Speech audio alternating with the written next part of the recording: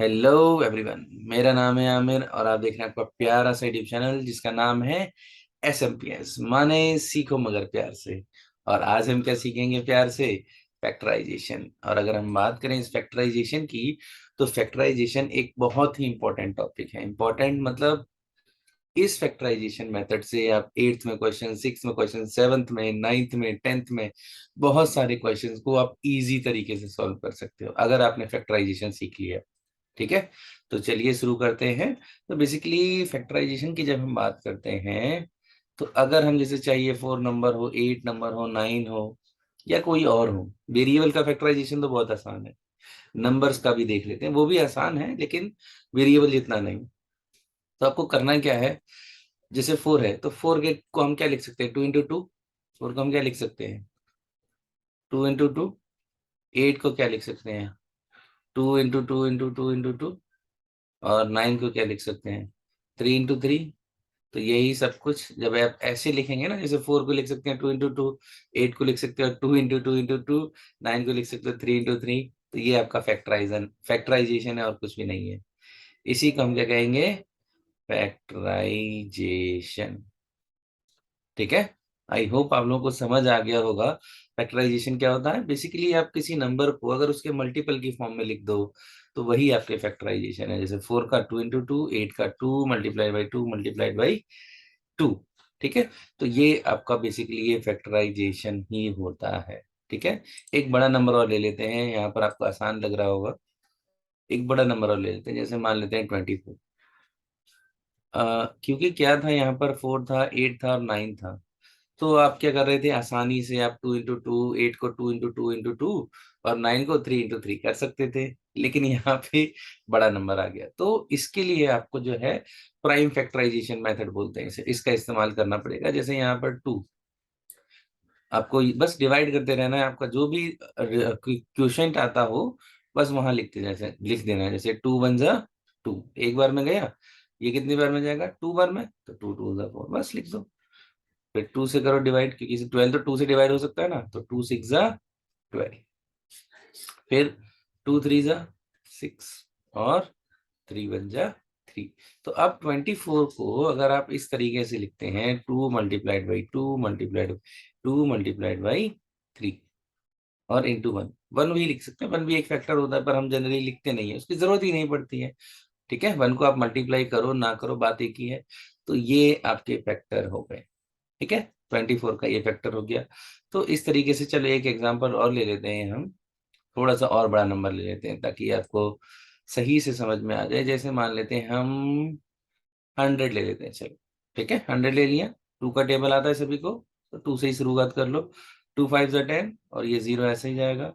बस आपको यहाँ कोशेंट लिखते जाना है। तो 2 2 जा 4, 2 2 जा 4 हो गया। अब एक हासिल लगी इधर गया, तो 2 5 जा 10। अब ये देखो 25 है, 3 से नहीं जाएगा, 4 से नहीं जाएगा, 5 से जाएगा। 5 5 5 जा 25, 5 1 जा 5, बस हो गया। 100 के फैक्टर कौन कौन से हो गए? 2 multiplied by 2 multiplied by 5 multiplied by 5।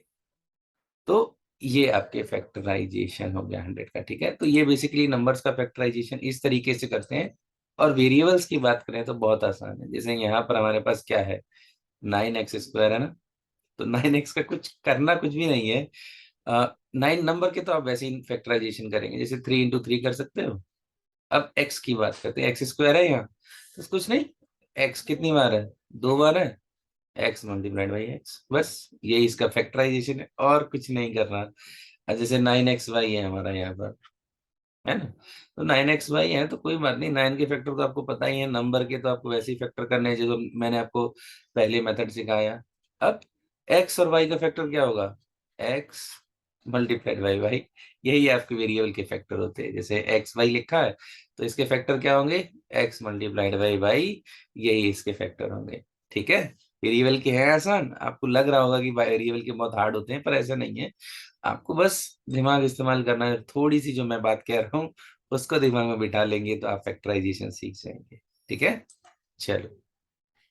अब जैसे मान लेते हैं हमारे पास क्या है, 4x वाई क्यूब है, ये 9x वाई स्क्वायर है, यही है। कोई बात नहीं, नंबर का तो वैसे ही नॉर्मल तरीके से 3 × 3 वेरिएबल में कुछ मेहनत करने की जरूरत नहीं है, मल्टीप्लाइड बाई एक्स करो।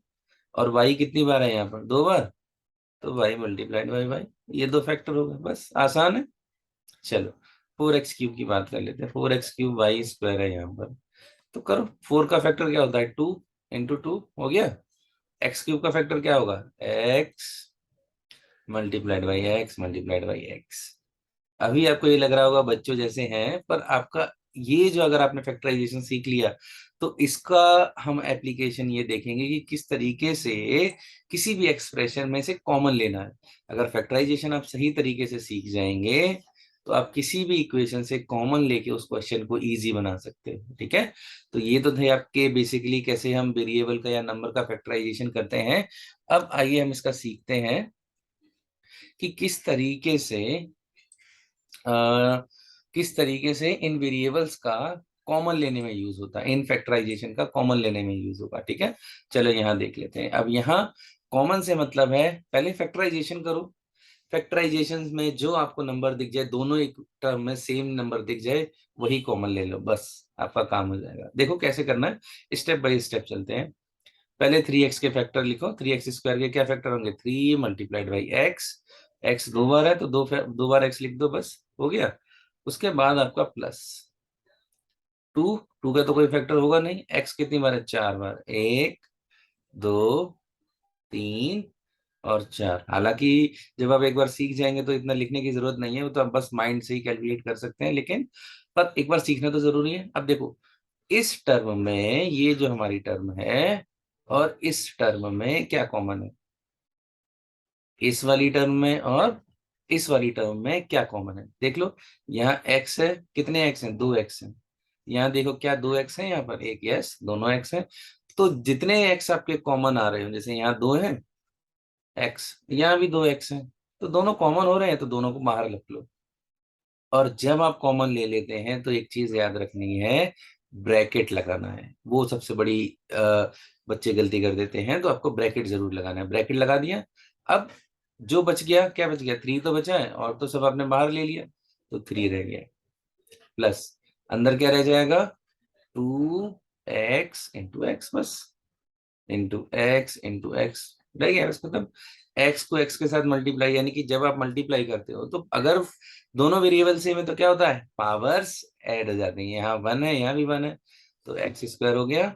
चलो 3 + 2, यहाँ भी दोनों वेरिएबल सेम है, दोनों टी में सेम है, तो बस पावर ऐड कर दो, 2x², बस।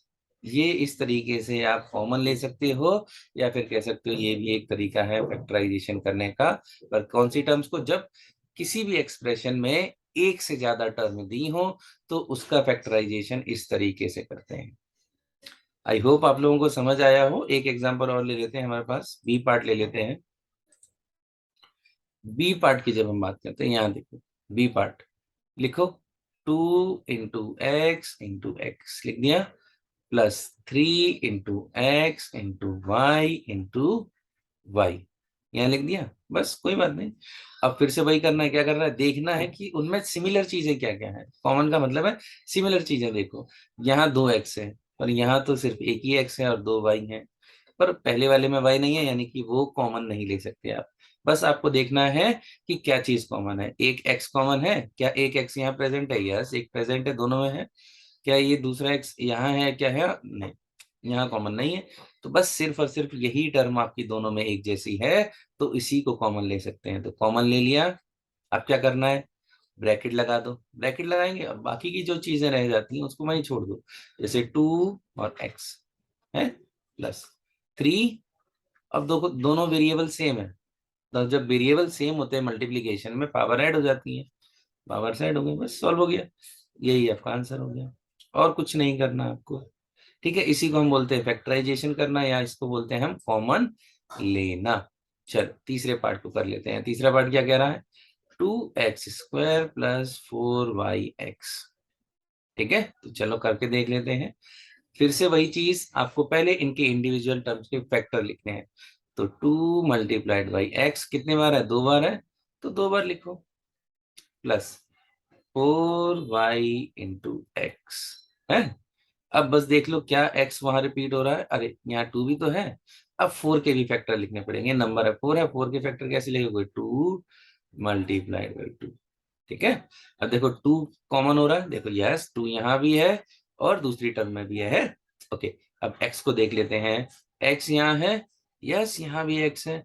अब दूसरे x की बात कर लेते हैं, क्या दूसरा कोई x है, नहीं है, तो वो कॉमन नहीं होगा। तो कौन कौन होगा, एक 2 कॉमन हुआ और एक x कॉमन हुआ, ले लो 2 और x बाहर आ गया, ब्रैकेट।